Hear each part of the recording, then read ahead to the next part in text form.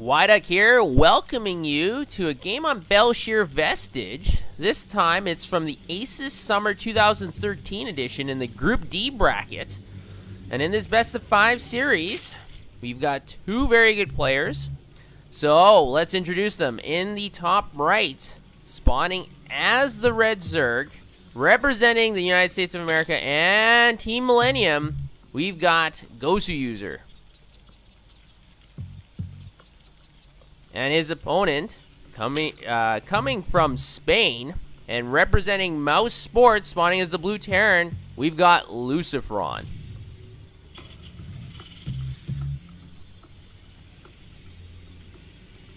And Lucifron is opening up with the supply depot at the ramp. Very, very normal play. Goswser is just droning up, and he's getting overlords, so no crazy 10 pool today. And he is actually going to send a preemptive drone out to scout, looking for proxies. He's going to take a strange route to his opponent's base, so yeah, maybe he is looking for proxies, it looks like. And the question that a lot of players have is, how come his name is Goswser, and then why is he called Goswser? And it's because if you look at his name, that W is supposed to represent 2 U's. So that's why it's called Goswser, and that's not, and that is why that is his name, and that is why it's not Goswser. Though Goswser wouldn't be a horrible name either, but I think people would be very surprised about a name like Goswser. So that's why it is Goswser. He has put down his hatchery at the natural. Lucifron is trying to block off his main with the barracks. It's not complete, and the drone is in and is pecking away at the SCV. And that's one of the advantages for a Zerg or Protoss player, to send that early scout in to the Terran base. You can really harass those harvesters as they are constructing buildings. If he was constructing a command center, it would have been much more effective for Goswser to send that drone in, because it takes so much longer to build a command center, and so you can peck away at that SCV. And now that drone is still on the hunt, able to find that 1 damaged SCV. He's now in the middle there, but unfortunately that drone is stuck, and now he's picking away that SCV again. If Lucifron's not careful, he's only got 1 hit left on that, but the Marine or the Reaper's able to pick off that drone. Wow, look at the spine of that drone. Big spine, big balls on that drone. Coming in here into Terran territory. Almost able to knock out an SCV, but he's able to escape with the skin of his teeth. Command center is going down on the high ground, so very safe play by Lucifron. Doesn't want any low ground shenanigans like Zerglings pecking away. And the Reaper is going to be able to scout the natural, is up and running.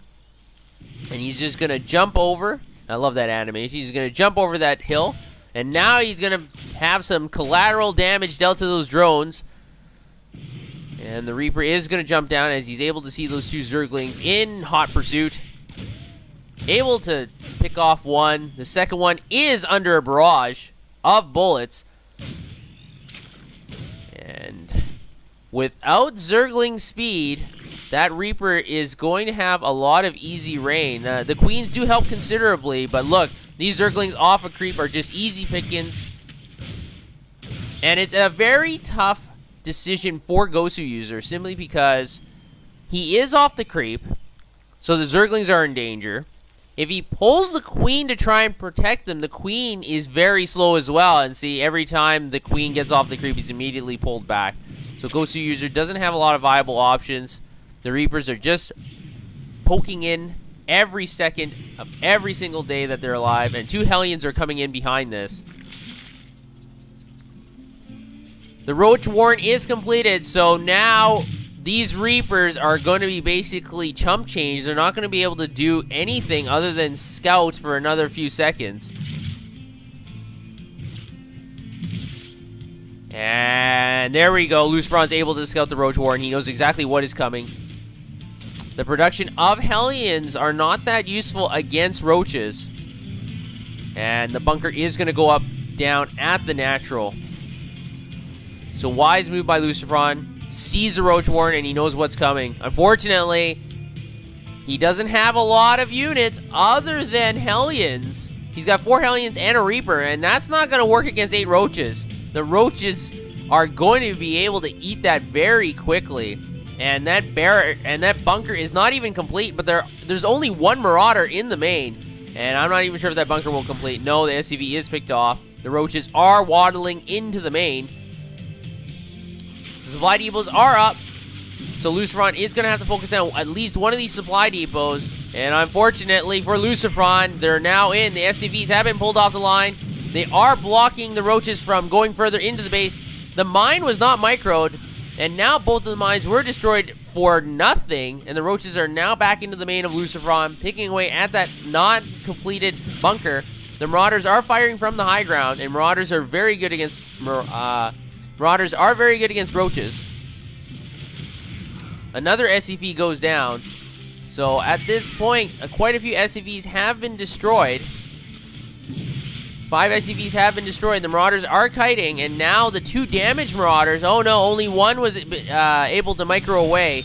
The other one was destroyed. And now these 2 roaches are going to try and skedaddle out of the natural of Lucifron. So Lucifron was able to hold off that attack. Unfortunately, with significant losses, as the resources lost slightly favor Goswser. And now Lucifron is going to fish off this wall in, but it's a little bit strange. He's going completely parallel to his base, completely perpendicular to his base. Generally, you try to build the wall off at an angle because this is the choke point. So I guess Lucifron is thinking there might be an immediate attack right afterwards. Unbeknownst to him, Goswser is just hanging out, chillaxing back at his base, and he's getting double evolution chambers up as well. Combat shields are coming in now, and so is Zergling speed. They're both being researched by both players. And one of the advantages of the Terran, obviously, is the command center can be built in the main and floated to another expansion later, as Goswser was putting so much pressure on Lucifron, he wasn't able to move out. But Lucifron does have his 3rd orbital completed already. Goswser's 3rd hatchery is now complete. And I really like the placement of the Baneling Nest and the Spire. He's not keeping all the Zerg tech structures together. In fact, this Zerg Spire is kind of in between these 2 bases. So if Lucifron does scan either base, he'll be able to see the Baneling Nest if he scans the natural. But Terran players generally do not scan in between the 2 bases. So this Spire is going to go undetected, most likely, until there's a whole bunch of Mutalisks down Lucifron's way. And with that Overseer from Goswser, he was able to get a free scout into Lucifron's base as well. So Goswser knows what is going on in Lucifron's base, but not vice versa. And now Lucifron's going to move out with his Marine and Marauder composition. No medevacs, but they will be out very soon, as that reactor doubles the speed of building medevacs.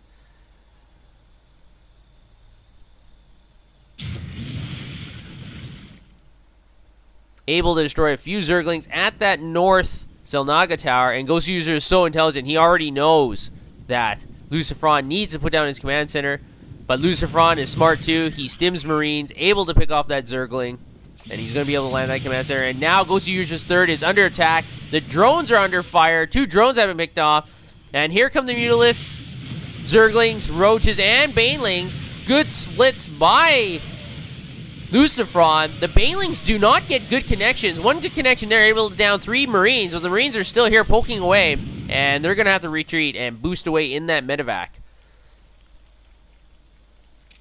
Resources lost are very even. No one is in the lead currently. But unfortunately for Goswser, because Lucifron does have his 3rd up and running now, the economic advantage is going to be in favor of the Terran player, especially with those mules. Goswser is building a macro hatch at his 3rd, which is an interesting play. But he's going to have to get a 4th base soon, because Zerg players generally want to be 1 base up over their opponents. And a lot of changelings are coming across the map. This Lone Marine is going to get picked to shreds by those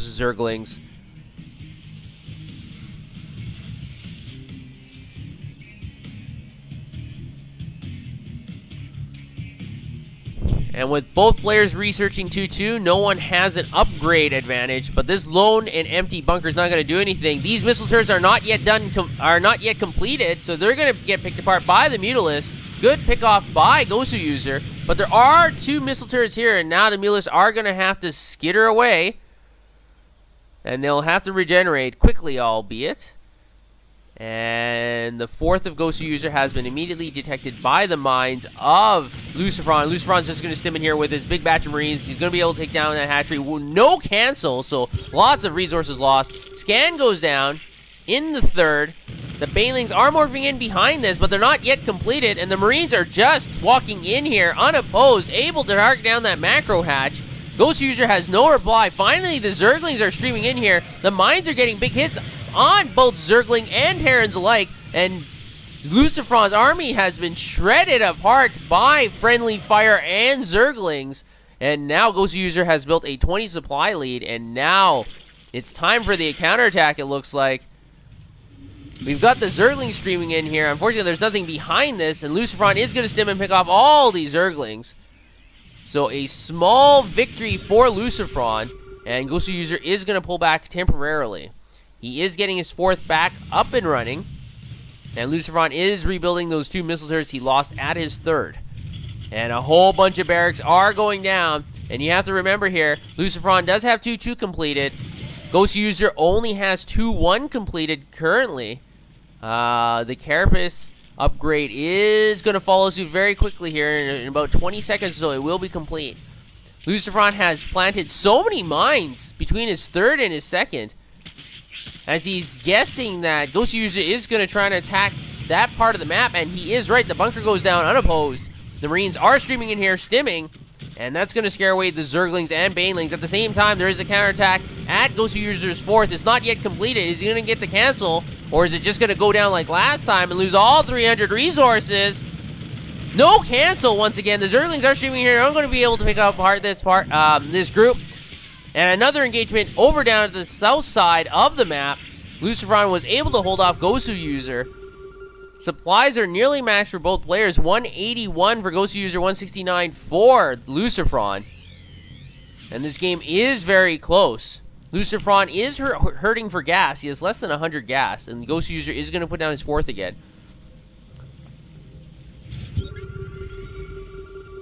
And because Goswser did not upgrade his lair to a high while all that was going on, Lucifron is going to have a advantage in the upgrade timing, as 3-3 has been started already for over half a minute for Lucifron. Goswser can't start 3-3 until the hive is complete. These Marines are going to get picked apart, and Goswser is going to go in for another attack. Big pack of Mutalisk, able to pick off that SCV. We got 19 Mutalisk here, able to pick off a couple of depots as well. So, whenever you're able to destroy buildings for free, it's never a bad deal for you. And at the same time, the Zerglings are impeding that command center from landing. The Mutalisks are going to try and go in here. One mine went off, able to destroy a Mutalisk. And now Lucifron is heading across the map. He's in the center map, but there's so many Zerglings and Banelings. The mines are all clumped together. They're not able to really get good shots off.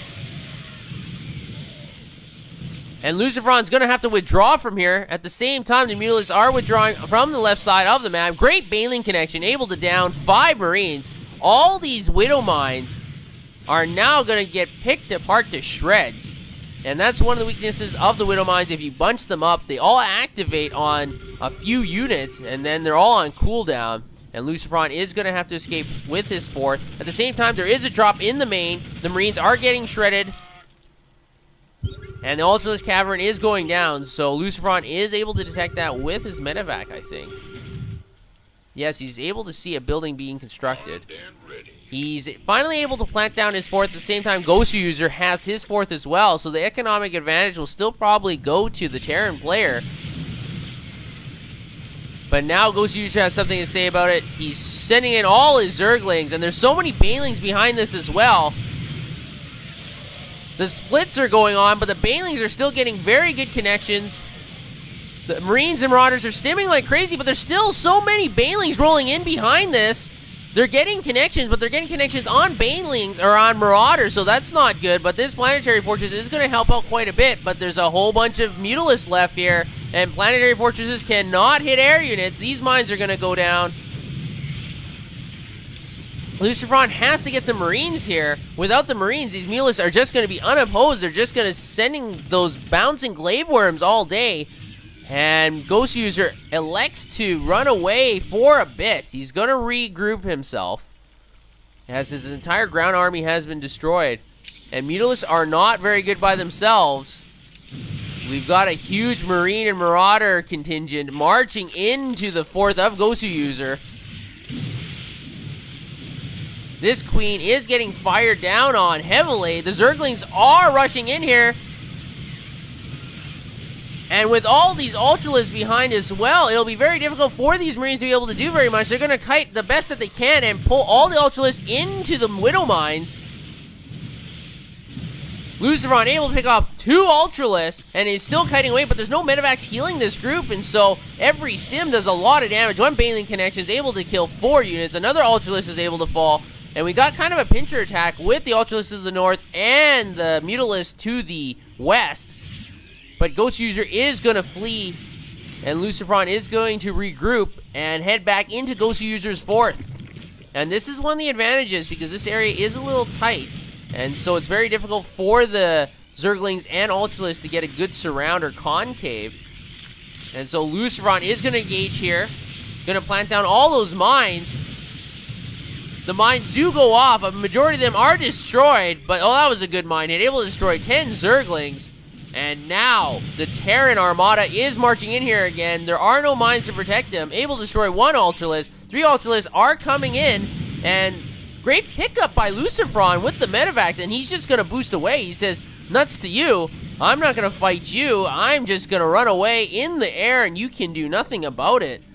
So Goswser is now about 30 supply behind. He doesn't have his 5th up and running.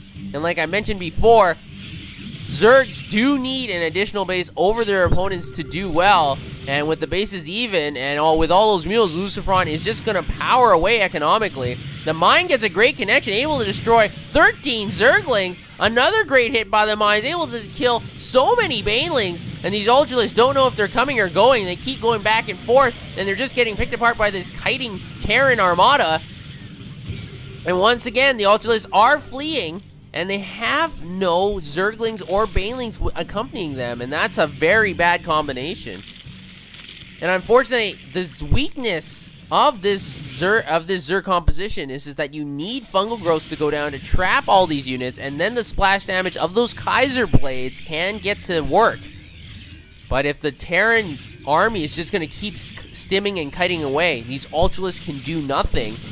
And once again, the extractor goes down at the 4th. Lucifron is pushing into Goswser's 4th, and now finally Goswser, it looks like he's going to commit. He's sending all his Banelings and Ultralisks in, but he's going to run away again. Transfuses do go down. Lucifron is just waiting outside the perimeter of Goswser's 4th, able to get him into another very good concave position, able to fire down and focus down on all these Ultralisks. 2 go down immediately, a 3rd, and now there's only 1 Ultralisk left, and that's going to be bye-bye for that Ultralisk, and these queens are stuck, and they're going to get picked off. Bye-bye, queen. You're too slow. You don't deserve to live in the eyes of Lucifron, and Lucifron is just going to stream in here with all his Marines and Marauders. There's only 1 Ultralisk here, and that's going to get picked apart. A Marauder for an Ultralisk is a very bad trade, and Goswser is in a very tough pickle.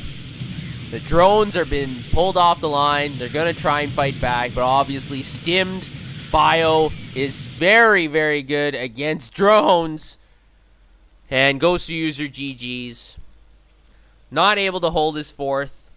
And that's one of the weaknesses, like I mentioned before, when you're building Ultralisk. You have to get the fungal growths down. You have to be able to trap this very mobile and quick kiting army from Lucifron, and Goswser was not able to do that. So Lucifron wins game 1 of this best of 5. We'll have to find out if Goswser can bounce back.